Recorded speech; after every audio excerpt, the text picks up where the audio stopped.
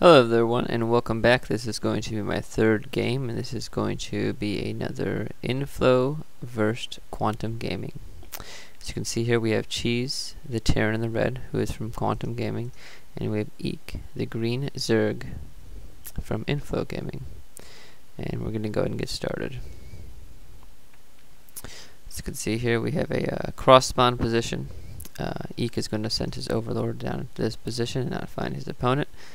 And basically all that's going on right now, both players are just getting up their worker count, nothing too amazing happening. Basically I'm going to try to work on talking a bit slower, as I resaw my second game and realized I was talking very quickly and it was kind of hard to understand me. So going to work on that a little bit. So let's see, Eek here is going for a 9 overlord, while Cheese is going to go for a 9 Rex. So see how that pans out for him. He probably wants to get out at early Marine and go overlord hunting early on. Let's see. Yes, he does have the Marine sent to this tower here, so he's going to get very quick vision of the area and be able to spot where the overlord is. And as you can see, Eek is building 3 drones now. That 10th drone is scouting and is going to find the Terran player at the last second. And as you can see here, Cheese puts down an 11 supply. Puts down 11 to supply, but does not block off his base. So we'll see how that works out for him. As you can see here, this barracks is done, and that Marine is queued up right away as this overlord is headed across the map. We'll see how that works, if the Marine is able to spot the overlord or not. And we do have a spawning pool coming up and an extractor at the same time, so we're probably going to see some fast speedlings coming in from Eek, either that or a very quick tech. Cheese is sending out his scout and will find his opponent in a second, and this overlord is deciding to turn around and head up to this higher ground and then head over to this higher ground. He's going to take this longer path rather than run through the middle and probably avoid this tower. Yes, he does avoid that tower, so well played by Eek. He's able to keep that overlord alive and hidden away from those Marines, as the Marines are coming in, and we're probably going to have a quick Bronco rush coming in here, but Eek opts to not go for that hatchery, so this is going to be beneficial to him. He's not going to have to deal with defending that hatchery early on, as this SCV does come running up the ramp. The Marine is down there and they are ready to do some damage, but nothing is there to be done with. He's probably going to wait till he gets a few lings out. As you can see now, we have 2 lings coming on the way, and the Queen is about 3/4 of the way done, and these Marines are going to head back along their merry way. And this overlord is slowly making himself all across the map. I'm surprised Cheese did not send any Marines down here just to scout the area, just to make sure.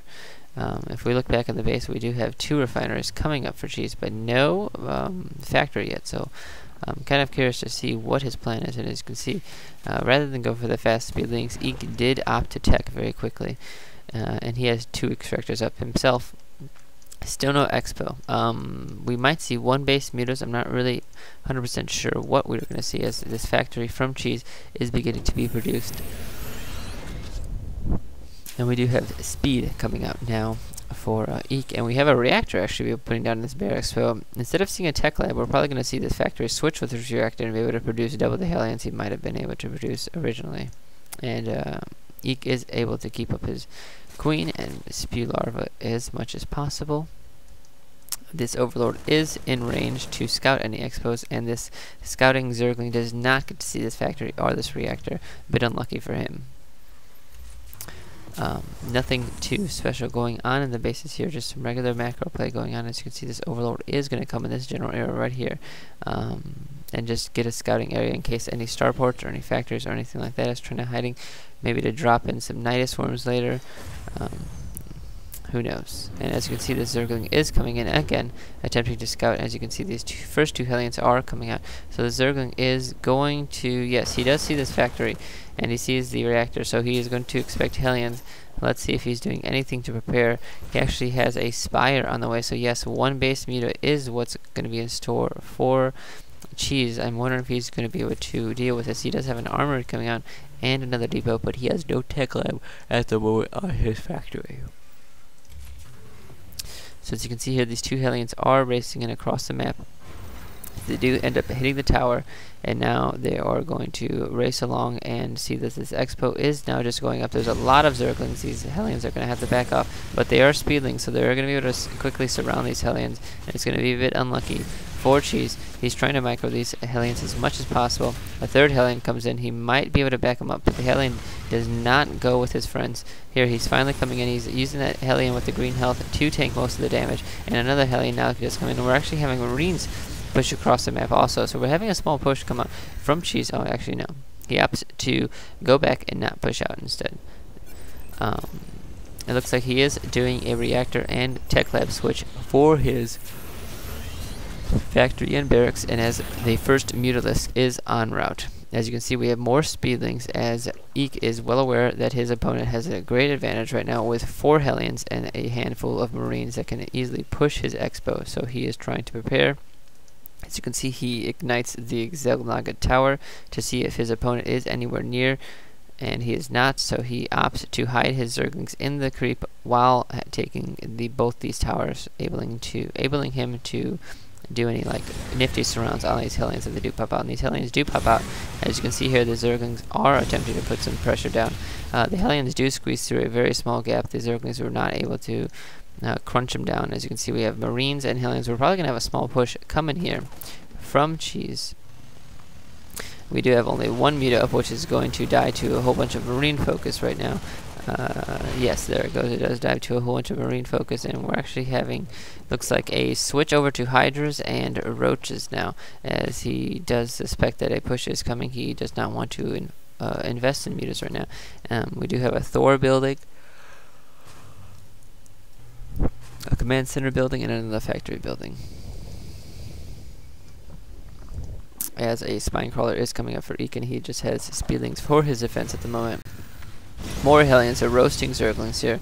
Zerglings are attempting to run away. They're going to come in for this surround here, but they're not going to be able to get it. We have Marines, Thors, and a Hellions coming in. It's going to be a pretty decent push coming in here from Cheese. He can't let these Zerglings distract him, though. Eek is trying to just pull his forces away just a little bit here and there with these Zerglings. He needs to put some pressure now. Maybe take out an Overlord or two, some drones. There he goes. He is focusing down some Overlords. He does get one. It's going to supply block Eek, which is going to be very, very nice for Eek. Hydras do come out, and more speedlings come out. This is going to spell some bad news here. These Hydras are focusing on the Hellions. The Hellions did not get a good overlay on these speedlings, and these Hydras are going to quickly take down this Thor and these Marines. At this point, he should probably just turn over on the Thor and start attacking these Hydras, as they are just going to chase him down. And he does turn this Thor around, but to no avail. Thor does quickly get focused to fire down. His expansion is up and running. He's going to end up putting down a bunker, maybe even another one, and fill it up with Marines.